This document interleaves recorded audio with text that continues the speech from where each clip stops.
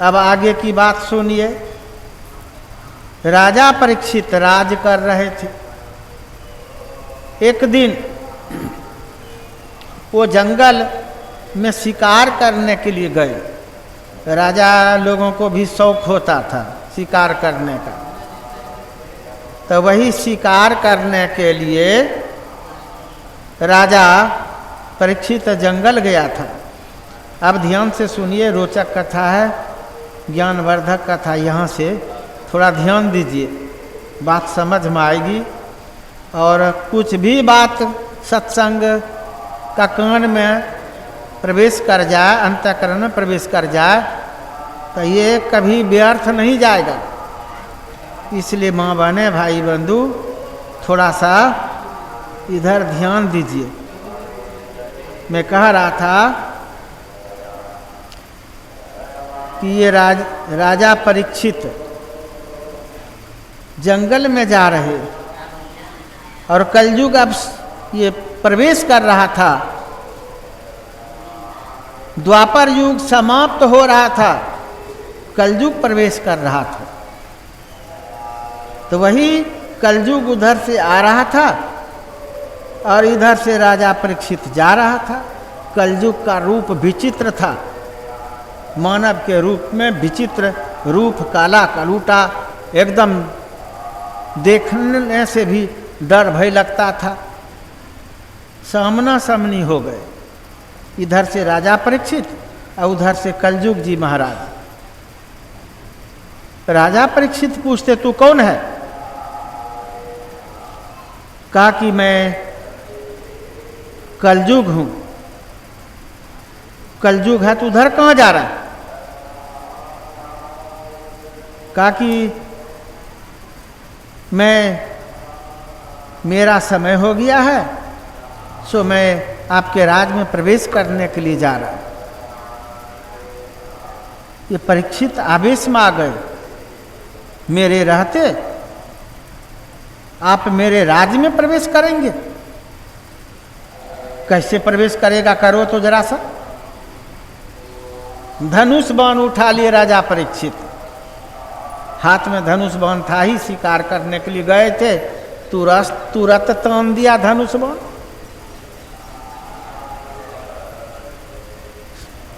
कलयुग जी महाराज राजा परीक्षित को समझा रहे कि राजन, व्यर्थ का आप क्रोध कर रहे। अरे ये विधान है ऐसा, सतयुग जब समाप्त हो जाता है तो त्रेता युग का नंबर आ जाता है, किसी के रोकने से रुकेगा। त्रेता युग समाप्त हो जाता है तो द्वापर युग आता ही है। द्वापर युग समाप्त हो जाता है तो मेरा नंबर आ जाता है, ऐसा विधान है, ये रुकने से रुकेगा? काकी तो घुसोन कैसे प्रवेश करता है, वही मैं देखता हूं, तू नहीं जानता है? मैं राजा परीक्षित हूं, सर्वश्रेष्ठ धनुषधर का मैं पोता हूं, 10,000 हाथी का बल रखने वाला भीम का पोता, धर्मात्मा युधिष्ठिर का पोता, ये खूब गिनाए। और उनके राज में तू प्रवेश करेगा? कलयुग जी महाराज सोचा कि इनसे उलझने में कोई फायदा नहीं, ये मतलब बुद्धि से काम लेना चाहिए। क्या कहा कलयुग? कहा कि राजन, आप तो झूठ मूठ का क्रोध करके और धनुष बाण तान लिए। अरे आपके शरण में हम आए हैं। बात में देखिए अंतर, जैसे कहा कि आपके शरण में आया हूं, तो धर्मात्मा थे ये राजा परीक्षित। अब इनका क्रोध समाप्त हो गया और ये मतलब धनुष बाण नीचे कर लिया और कहा तो मेरे शरण में आए हैं। का किताब तो अब हमको शरण देना पड़ेगा, क्योंकि शरणार्थी को शरण देना चाहिए, आप शरण में आ गए। तो कहा कि बताइए, दीजिए शरण। राजा परीक्षित मन में सोचने लगा, चिंतन करने लगा कि इनको कहाँ शरण दिया जाए। सोच विचार करते करते राजा परीक्षित कहते हैं कि ठीक है, आप शराब पीने वालों के यहाँ रहिए, उसमें पर भी जो शराब पीता है वहाँ आपका स्थान होगा, जो जुआ खेलता है वहाँ आपका निवास, जो व्यभिचार कर्म करता है, चोरी डकैती करता है, ऐसे जगह पर आपका स्थान। कहते हैं राजन, ये तो सीमित हुआ, वहाँ तो मैं पहले से रहता हूँ। सोचिए जरा सा, जहाँ मांस मछली खाते हैं, जीव हत्या का पाप करता है, वहाँ कलयुग सवार रहता है। दारू पीता है, वहाँ कलयुग सवार रहता है। दूषित कर्म व्यभिचार कर्म करता है, वहाँ कलयुग सवार रहता है।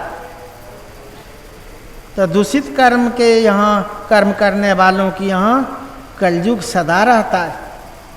कहता है वहाँ तो मैं पहले से रहता हूँ राजन, और ये सीमित स्थान हुआ, इसके अलावे और कोई स्थान बताइए।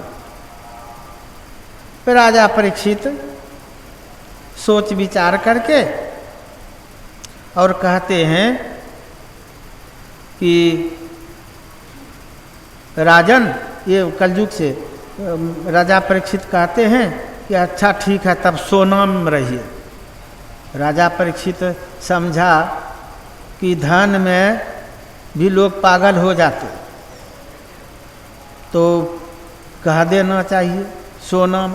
कहा कि सोनाम रहिए, सोनाम वास कीजिए। तुरंत तैयार हो गए। कहा कि ठीक है राजन, आपका आदेश का पालन होगा। और राजा परीक्षित का मुकुट था सोना का, अब उनको कहाँ जाना था, उनके सर पर सवार हो गया। बैठिए तो गया। जब कलयुग सर पर सवार हो जाए तब बुद्धि तो मारी जाएगी, सत असत का भास नहीं रहेगा। क्या किया? अब वही राजा परीक्षित गया उधर भटकते हुए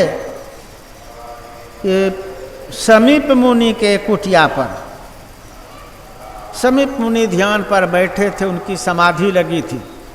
ध्यान का हर ग्रंथ में वर्णन है, और ध्यानी लोगों को जब जब लोगों ने परेशान किया उनका नाश ही हुआ। शिव जी को कोई परेशान किया, शिव जी ध्यान में परेशान किया, तीसरा नेत्र खोला तो जल करके भस्म।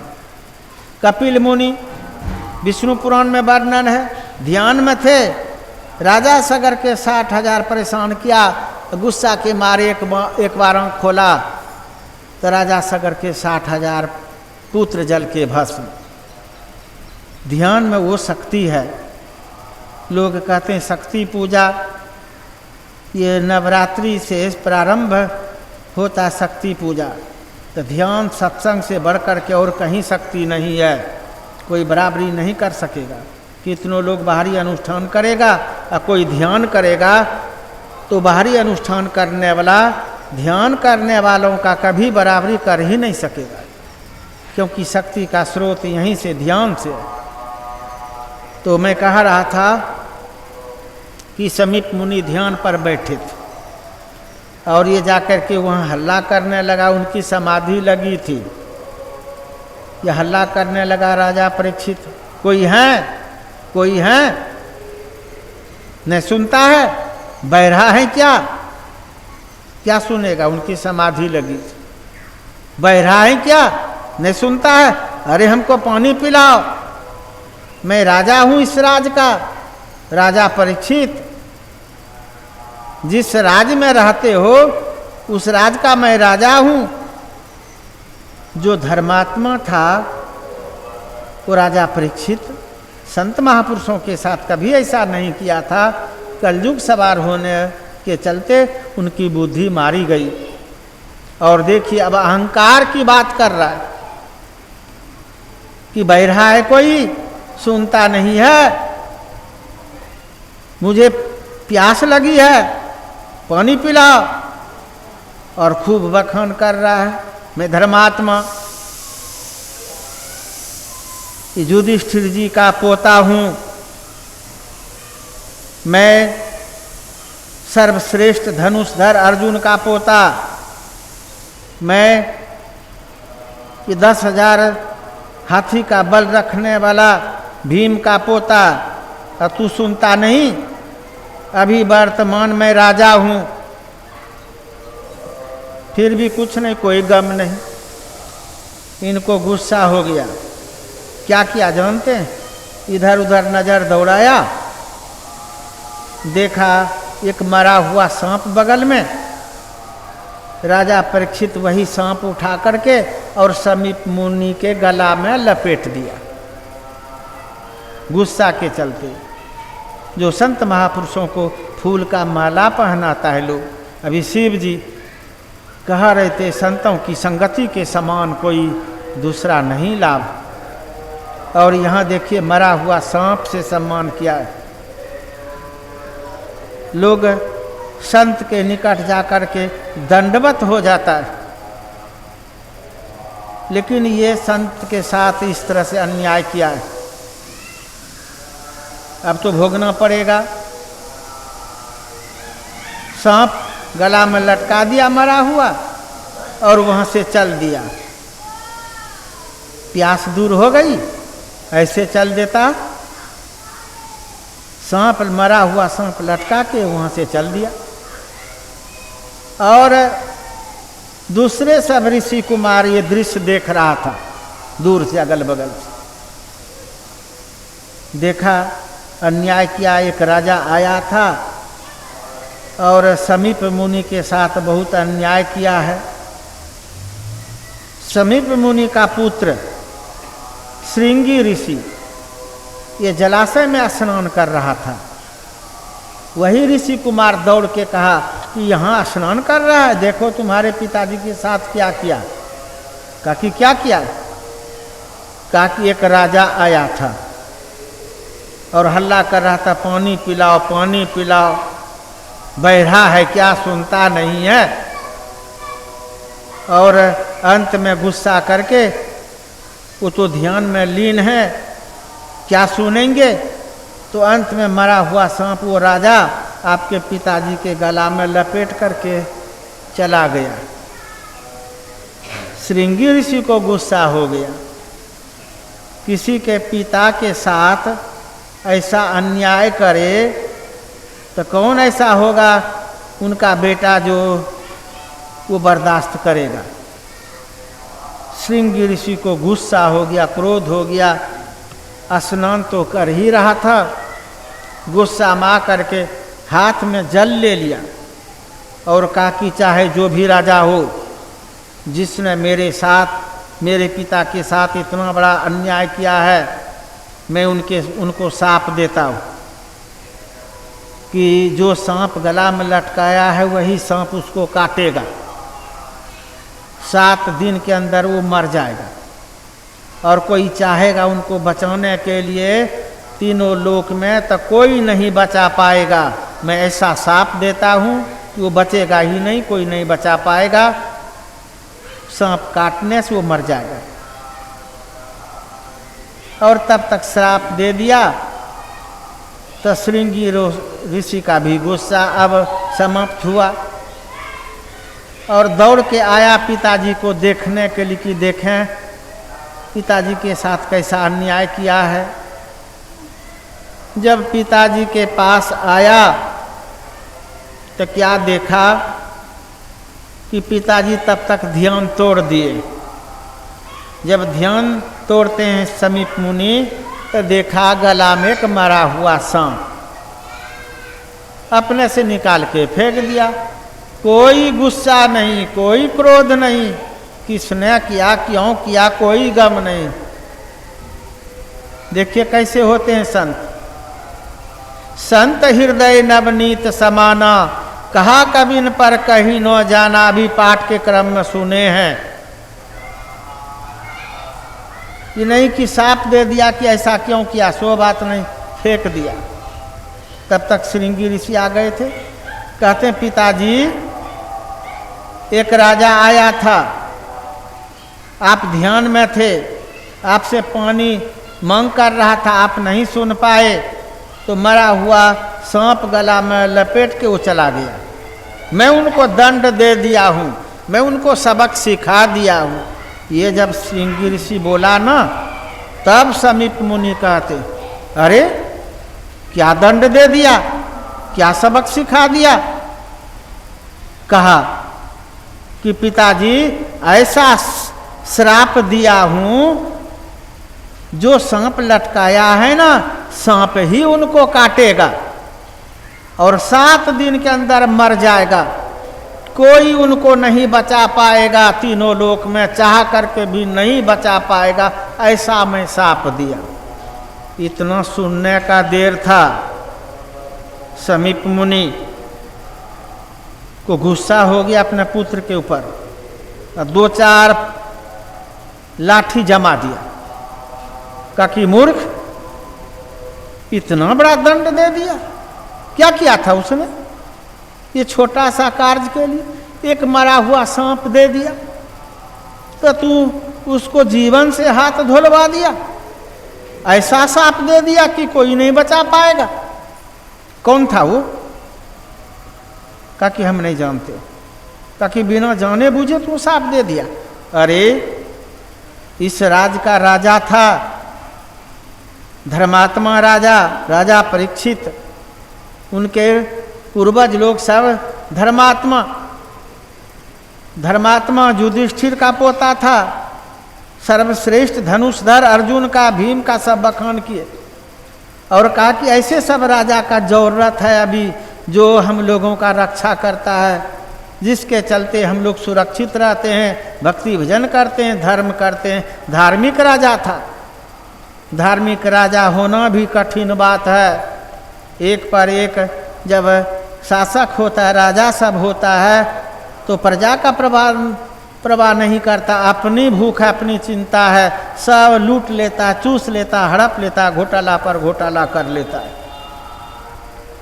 इतना आसान नहीं है कि धार्मिक राजा बराबर मिल जाएगा। तो अरे इस तरह का राजा का जरूरत है अभी, तू इस तरह का साप दे दिया। अब तो साप दे दिया था। कहा कि पिताजी क्या किया जाए, अब हम दे दिए। कहा कि कर भी सकते हो क्या? इसीलिए कहता है कि अध कचरे को शक्ति नहीं देना चाहिए। तू अध कचरा था ना, इसीलिए, अगर पूरा रहता तू ऐसा दंड नहीं देता। इसीलिए जब दीक्षा लेते हैं संत मत में, तो उस समय शर्त करवा देता है कि देखो ध्यान जो करेगा तो उसे शक्ति प्राप्त होगी, और शक्ति का प्रयोग गलत काम में खर्च नहीं करना, किसी को श्राप नहीं देना। उसी समय सिखा देता है, चमत्कार नहीं दिखाना, ये शर्त करवा देता है। सब के सब शर्त किए हुए, शर्त करने के बाद तब दीक्षा देते, नहीं तो थोड़ा सा शक्ति प्राप्त करेगा, बौखला जाएगा और क्या क्या कर बैठेगा। इसलिए सबको शर्त करवा दिया है कि अध्यात्म शक्ति, ध्यान की शक्ति हम गलत कर्म में खर्च नहीं करेंगे। तो वो तो अब दे दिया था, तब बातें क्या जानते हैं।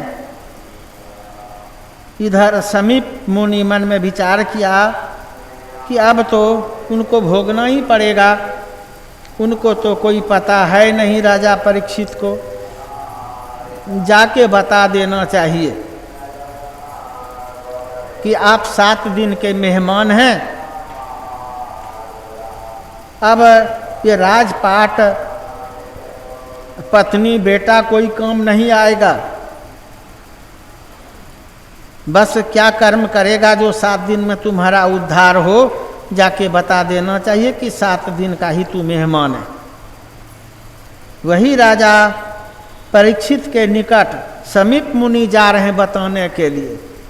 सोचिए, जिनके गला में सांप लटका दिया था, ऊंच नीचे बातें कह करके संबोधन किया था, अंधा है, बहरा है, फिर भी संत कितने दयालु हैं, उनको बताने के लिए जा रहे हैं, कोई अपना व्यवस्था कर लो, कोई उपाय कर लो, 7 दिन के मेहमान हो।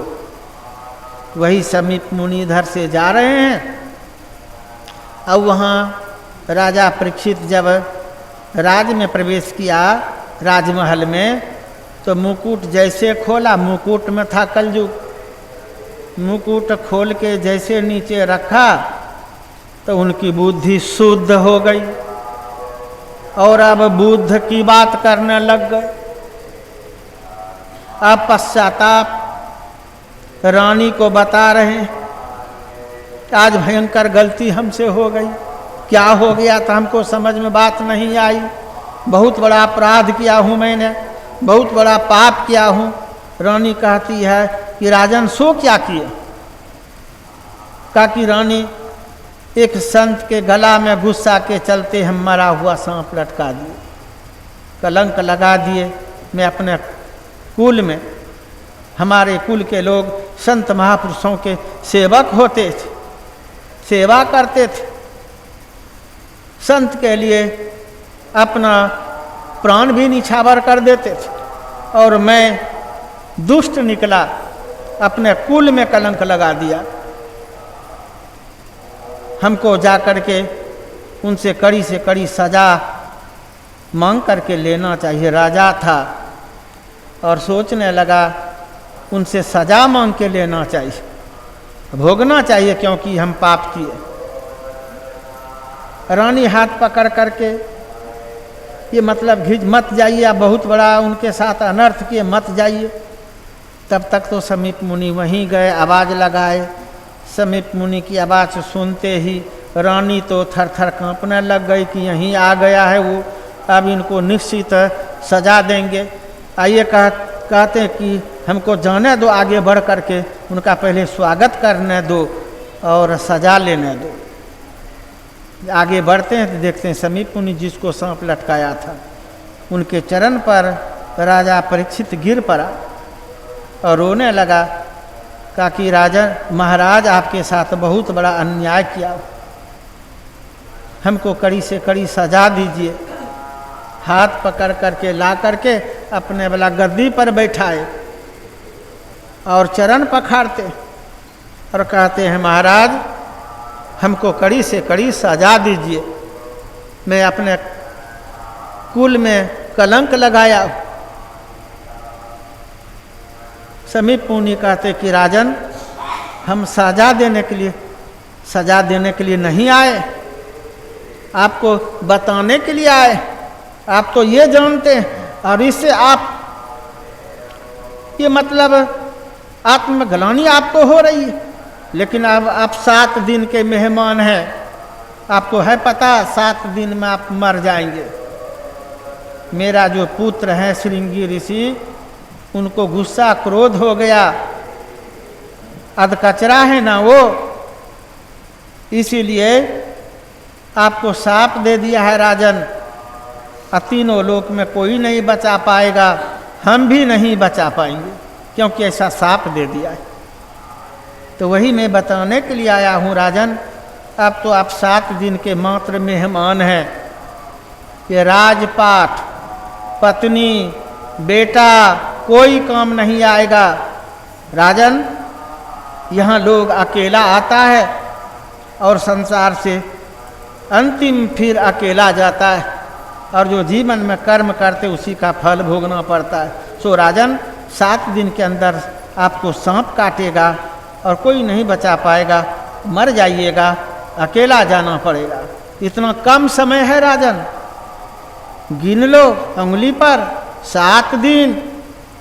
इतना कम समय में कौन सा अनुष्ठान करेगा जो तुम्हारा परम कल्याण हो जाए? बेसी समय रहता तब ना याग, तप, तीर्थ, व्रत, उपवास, स्नान, तपस्या, पूजा पाठ करता। 7 दिन समय और कोई काम नहीं देगा। बस 7 दिन के अंदर ऐसा अनुष्ठान करो कि तुम्हारा परम कल्याण हो जाए। चरण पकड़ लिया। समीप मुनि का कहते, महाराज जब शुभ चिंतक बन करके आप यहाँ तक आए हमको बताने के लिए, तो आप ही बता दीजिए कि हम कौन काम करें, कौन पूजा पाठ करें जो इतना कम समय में हमारा उद्धार हो जाए, इसके लिए कौन अनुष्ठान है। समीप मुनि कहते हैं कि इसके लिए एक ही उपाय है और वह है सत्संग। तो महाराज जब सत्संग से कम समय में हमारा उद्धार हो जाएगा तो हमको सत्संग सुनाइए। का समीप मुनि कहते, नहीं राजन, आपको गुरु हैं, आप गुरु से जुड़े, अपने गुरु से जाकर के कहिए, परामर्श लीजिए कि 7 दिन में आपका उद्धार हो। गुरु से भी परामर्श ले लीजिए। हम तो बोल दिए, लेकिन अपने गुरु से परामर्श लो, सलाह लो। और समीप मुनि आ गए अपने कुटिया पर। अब राजा परीक्षित को शांति कहाँ, दौड़ता हुआ तड़पता हुआ गया अपने गुरु के पास, चरण पकड़ लिया, तड़प के साथ रो रो करके कहा रहा कि महाराज हम 7 दिन के मेहमान हैं, बस 7 दिन में मर जाएंगे। सब बता दी इस तरह की बात है। सो महाराज कौन अनुष्ठान हम करें जो कम समय में हमारा उद्धार हो जाए। तो उनका गुरु कहते हैं कि राजन कम समय में तो उद्धार होने के लिए तो एकमात्र है सत्संग। तात स्वर्ग अपवर्ग सुख धरिए तुलाइक अंग, तूल नोता ही सकल मिली, जो सुख लव सत्संग। रामायण की पंक्ति है। थोड़ा देर का सत्संग, पल भर का सत्संग महाफल देता है मानव को। तो कहा कि इसके लिए सत्संग है, दूसरा कोई उपाय नहीं। गुरु से कहा कि महाराज तब सत्संग जल्दी से प्रारंभ कीजिए। कहा कि राजन हम गिरस्थ हैं, तू तो गुरु हमको बना लिया है, लेकिन हम गिरस्थ हैं। अभी बाल ब्रह्मचर्य विरक्त सुखदेव मुनि हैं, उनसे जो सत्संग सुनेगा, जो लाभ होगा वो हमसे नहीं होगा लाभ उतना। तो राजन सुखदेव मुनि का से आग्रह करो, उनको मनाओ ताकि वो सत्संग सुनावे और 7 दिन में तुम्हारा उद्धार हो जाए। आजकल बहुत लोग हो गए हैं सत्संग सुनाने के लिए। ये मतलब बाल बच्चे हैं, परिवार है, पत्नी है, बेटा बेटी सब है, तुरंत लाल कपड़ा पहन लिया, बाल दाढ़ी बढ़ा लिया, सत्संग सुनाने के लिए हो गया। लोग सोचता है कि बाबे न हुआ, लेकिन यहाँ देखिए क्या वर्णन है। कहते हैं सुखदेव मुनि बाल ब्रह्मचर्य हैं, उनसे जो सुनेगा हम सुनाएंगे तो वो लाभ नहीं होगा। तब गए राजा परीक्षित सुखदेव मुनि को जा कर के पूरा उनका ये मतलब उनसे प्रार्थना किया, मनाया, खूब रोया कि महाराज हम 7 दिन के मात्र मेहमान हैं, सो अति शीघ्र सत्संग हमको सुनाइए। तब राजा परीक्षित को सत्संग सुनाने के लिए सुखदेव मुनि स्वीकार किए और सत्संग प्रारंभ किए। इतना वर्णन है उस भागवत महापुराण में, सब राजपाट फीका। अब किससे मतलब उनको उधर ध्यान जाएगा। बेटी बेटा पत्नी सब अब बेकार लग रहा से केवल सामने में मौत बुझाता था, इसलिए सत्संग पर से ध्यान हटाता ही नहीं था कि कुछ जाएगा नहीं, न पत्नी साथ में जाएगी, न बेटा, न राजपाट। इसलिए जितना ये अंत समय में जितना कर लो। वर्णन है कि खूब त्याग किया, खूब दान पुण्य किया है और मनोयोग पूर्वक सत्संग सुना है। 7 दिन का सत्संग सुना तो भगवान विमान भेजते और राजा परीक्षित को उस विमान पर बैठा करके उनको भी भागवत धाम ले गया। ऐसा वर्णन है। और सत्संग का इतना महत्व है कि थोड़ा देर का भी सत्संग लोगों को अधोगति से बचा देता है। इसलिए जीवन में जो सत्संग अपनाए हुए हैं, बराबर अपने आप को सत्संग में निभा रहे हैं, ये कम बात नहीं है। वैष्णव धर्म में आप अपने आप को निभा रहे हैं, सत्संग करते हैं, सत्संग से श्रद्धा प्रेम रखते हैं, सत्संग के प्रति आस्था विश्वास रखते हैं और हमेशा बाहरी सत्संग आंतरिक सत्संग करते हैं, भाग्यशाली हैं। और आप लोगों का भी परम कल्याण निश्चित है सबका। जब थोड़ा देर सत्संग महाफल देता है तो फिर बातें क्या है। तो कहने के लिए तो बहुत बातें हैं। अब और कार्यक्रम है उधर महाप्रसाद, यहाँ जो प्रसाद चढ़ाते हैं ना, तो इसको केवल प्रसाद बोलता है, मात्र प्रसाद बोलता है। और वो प्रसाद सामूहिक प्रसाद सबका उसमें श्रद्धा प्रेम रहता है, सो उसको महाप्रसाद बोलता है। महा का अर्थ होता है बड़ा। तो महाप्रसाद जो भी हो, प्रसाद में श्रद्धा प्रेम रखना चाहिए। सिख संप्रदाय में गेहूं का दलिया, मकई का दलिया, घाटा, वो प्रसाद में बनता था। और बड़े बड़े सेठ साहूकार महाराज, ये मतलब ये धनी लोग आते थे श्रद्धा प्रेम से, जरा सा मतलब प्रसाद ले करके और श्रद्धा प्रेम से खाते थे। ऐसा नहीं समझते थे कि ये मतलब गेहूं का घाटा है कि मकई का घाटा। एक बार घूमते घामते हम भी गए थे, तो जानते हैं खिड़की के निकट ये मतलब लोग लंबा लाइन लगा करके खड़े थे, कोई भागिए नहीं। देखिए, महाप्रसाद को नहीं ठुकराना चाहिए, कुछ न कुछ जरूर ये मतलब स्वीकार करना चाहिए। तो इसीलिए बोलते हैं कि कोई भागिए नहीं।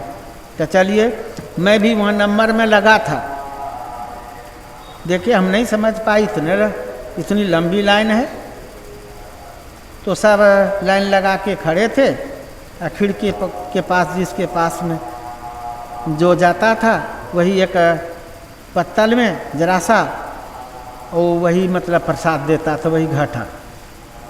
सब श्रद्धा प्रेम से, आज जिसको जितना श्रद्धा प्रेम होता था, श्रद्धा प्रेम से कोई किसी वहाँ मांग कुछ भी नहीं। श्रद्धा प्रेम से जिसको जो होता था वहाँ चढ़ा रहा है, नाम लिखा रहा है, आज श्रद्धा प्रेम से प्रसाद ले रहे। हम लोग भी गए वहाँ, बढ़ते बढ़ते नहीं समझ रहे थे, फर्स्ट बार गए थे, देखे प्रसाद सब ले, तो हम लोग भी लिए प्रसाद। और उसको सब कोई महाप्रसाद बोलते। अब समय नहीं जो हम कथा सुनाएंगे, जो आगे की बात है। सिख संप्रदाय में मतलब एक पर एक कथा भी है, वहाँ भी संत महापुरुषों के यहाँ प्रसाद ठुकराने से भी क्या होता है, हानि होता है, फायदा नहीं होता है। इसलिए महाप्रसाद को जो भी रुचे, जिनको कुछ न कुछ अवश्य ग्रहण करना चाहिए। ये अंतिम प्रसाद आज का महाप्रसाद सप्ताह ध्यान का है, इसीलिए आरती के बाद आप लोग वो महाप्रसाद भी ग्रहण करके तब जाएंगे। और समाप्त हुआ ये सप्ताह ध्यान। इसका मतलब ये नहीं समझिए कि अब ये सत्संग ध्यान समाप्त हो गया सदा के लिए, नहीं। हमेशा करते रहिए। नित्य जो कार्यक्रम होता वो तो होगा ही, साप्ताहिक सत्संग जो होता तो होगा ही। अपने घर में जो करते हैं तो करते रहिए। ये सप्ताह ध्यान का जो कार्यक्रम था ये समाप्त किया गया है। अब आरती के बाद समाप्त होगा महाप्रसाद के साथ। आप लोग तब अपने अपने घर जाएंगे। श्री सद्गुरु महाराज की जय।